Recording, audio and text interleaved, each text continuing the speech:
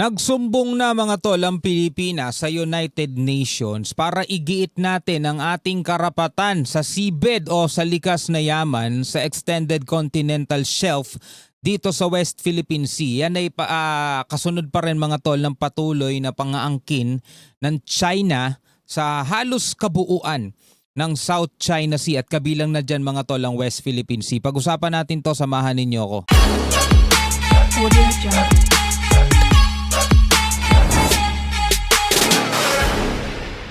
Mula sa 24 oras mga kapatid ang balitang ating pag-uusapan ngayon, ang ating bibigyan ng reaction and commentary, opinion, criticism at kung ano-ano pa. Bago natin to simulan, syempre huwag mong kalimutan mag-subscribe.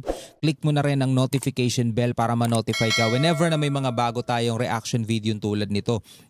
Mahalaga yung mga ganitong topic mga tol kasi bilang mga Pilipino, dapat iisa ang naratibo natin dyan. Dapat iisa tayo mga tol ng kulay. Hindi tayo pwedeng mag-aaway-away dahil ang pinagtatanggol at ang pinaglalaban naman natin mga kapatid is atin namang soberanya di ba? Kahit na anong kulay ng politika mo mga tol, dapat hindi yan nakakaapekto kapag ang pinag-uusapan natin, bandila natin.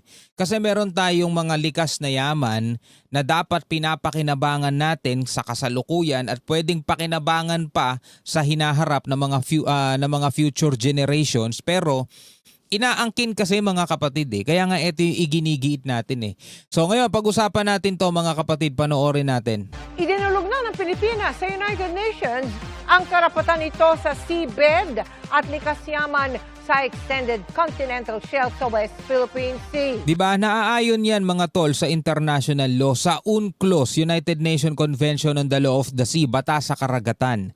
Diba, meron tayong karapatan doon sa mga likas na yaman, sa mga natural gas na matatagpuan sa loob ng ating 200 nautical miles exclusive economic zone. Diba? Kasi hindi naman tayo ang gumuhit nun Hindi naman tayo nagtakda nun sa Pilipinas. Meron yan sa lahat ng bansa. Maging ang ibang bansa, meron din yan mga tol. So sila na-enjoy nila yun, na-explore nila. Sa atin, okay naman sana. Kaso merong isang bansa na inaangkin yung atin. Kumbaga halimbawa mga tol, bumili ka ng lupa. Diba? Ayan lupa. Sa'yo yan, 100 square meters for example, ang lupang nabili mo. Yung kapitbahay mo, inaangkin yung almost 70%. O, papayag ka? Papayag ka? Ayaw kanyang pagtanimin.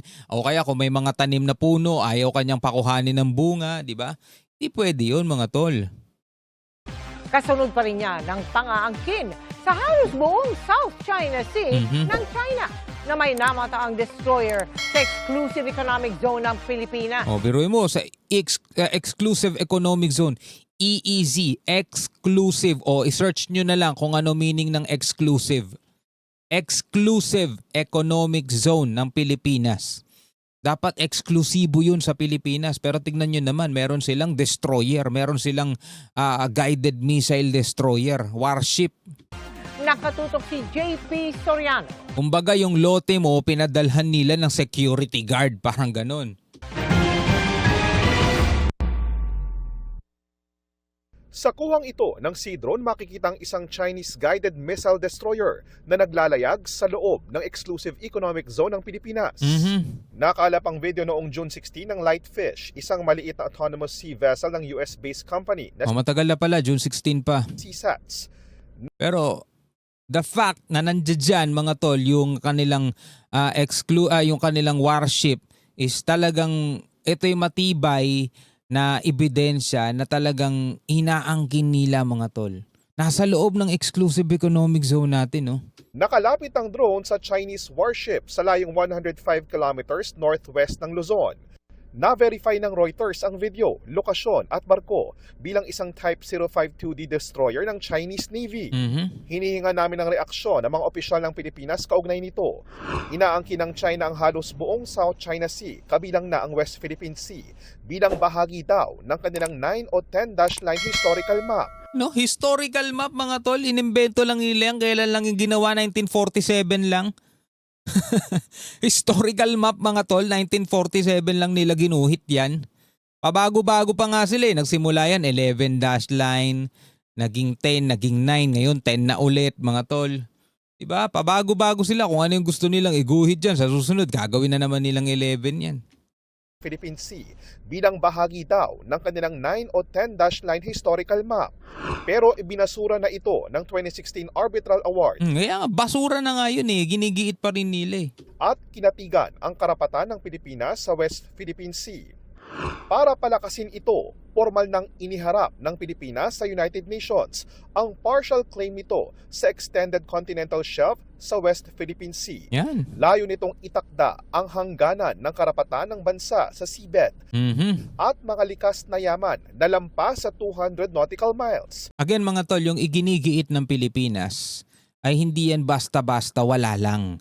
Kasi may mga Pilipino mga tol na sinasabing, bakit ba natin inaano yung dagat na yan? Kung girahin tayo ng China. Alam mo yun, yung kanilang mindset mga tol at saka yung kanilang style is yung panakot style para maraming mga Pilipino magalit sa AFP. Kasi makakabasa ka talaga nun mga tol sa mga comment sa FB, sa mga page, dito sa YouTube mga tol. Makakabasa ka ng mga Pilipino na nagagalit sa mga sundalo, nagagalit na pag ginera tayo ng China, pag ginera. Alam mo yung ganong klaseng pag-iisip mga tol. Gera agad yun nasa isip nila.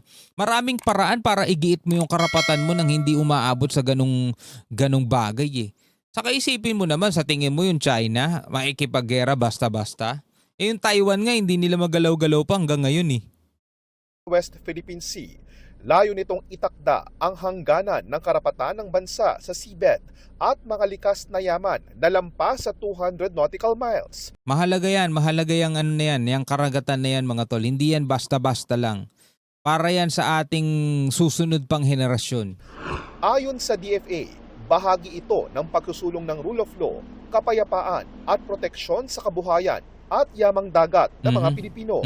Si Defense Secretary Gilbert Gibo Teodoro nagbabala sa anyay lumalaking banta ng foreign malign influence na maaaring makialam sa mga usaping panloob at magbanta sa sovereignty ng Pilipinas. Bagamat hindi pinangalanan ang China, ayon kay Teodoro, hindi na lamang sa West Philippine Sea nakikita ang mga banta, kundi maging sa mga iligal na aktibidad na iniuugnay sa mga dayuhang grupo. Ay, nako. Walang external defense na sustainable kung wala kang internal peace and stability. Precondition yun. Ngayon, mayroong fusion o paghahalo ng dalawa. Yan ang tinatawag na UFW and foreign malign influence. Wala pang tugon ng Chinese Embassy sa Pilipinas kaugnay sa pahayag na ito ni Teodoro at maging sa paghahain ng Pilipinas ng extended continental shelf sa UN. Wala naman sana kasing problema dyan kung marunong lang sanang rumespeto yung kapitbahay nating bansa eh. Diba? Yun lang naman kasi yung hinihingi natin sa kanila, respeto nila yung karapatan ng bansang Pilipinas. Tulad din ng ibang mga bansa mga kapatid, no? Tulad nila, sila na-enjoy nila yung exclusive economic zone nila. Kaso may kakaiba talaga sa kanila eh. Diba? May kakaiba talaga mga tol na biruin mo yung isang buong karagatan, South China Sea, porket may nakalagay na China, gusto nila kanila at sinatawag nilang historical rights, historical claim. Samantalang nakapirma sila sa United Nations Convention on the Law of the Sea o sa UNCLOS, nakapirma sila dun. Pero ayaw nilang i-honor. Ulit hindi tayo nakikipag-away sa kanila mga tol. Baka kasi iniisip nyo, inaaway natin sila o kaya yung mga bago pa lang dito. Hindi tayo nakikipag-away sa China. Bakit tayo makikipag-away sa kanila? Di para tayong kumuha ng batong ipinukpok natin sa ulo natin. Alam naman natin kung gaano sila kalakas. Alam naman nating higanting bansa sila. So, bakit tayo makikipag-away sa kanila? Pero iba kasi yung nakikipag-away sa iginigiit mo lang yung karapatan mo. Diba? Hindi sa lahat ng pagkakataon mga tol, iginigiit ang karapatan kasi baka naman ma-misinterpret nyo yun. For example, sa mga kalsada, yun yung pinagmumulan ng road rage yung masyado mong ginigiit yung karapatan mo Meron talaga mga loko na kamote nga kung tawagin di ba? Huwag nyo nang patulan yung mga yon. Pero dito kasi mga kapatid, hindi to simpleng kalsada, agawan ng kalsada lang. Eto mga tol, agawan to ng likas yaman na pwedeng pakinabangan ng isang bansa. Kabuhayan, agawan ng kabuhayan yan mga tol. At hindi tayo nakikipag-agawan sa kanila na inaagaw lang natin kasi gusto natin. Meron tayong karapatan dyan. Katulad na lang halimbawa, meron kang lote Eto, lote, hindi to basta-basta kalsada lang na wala namang may-ari. Eto, lote, meron kang karapatan dyan. Balak mo yung gawing ipamana pa sa mga anak mo, sa mga magiging future generation mo pa. Papayag ka ba na merong isang dayuhan na aangkinin nilang basta-basta yung lote mo? O, di ba? Anyway, bilang mga Pilipino, mga tol, ano ang inyong masasabi tungkol dito? Pwede ka namang mag-comment sa ibaba kung ikaw ay meron ding reaction and commentary, mga tol. No, hanggang sa muli, maraming salamat. Peace out.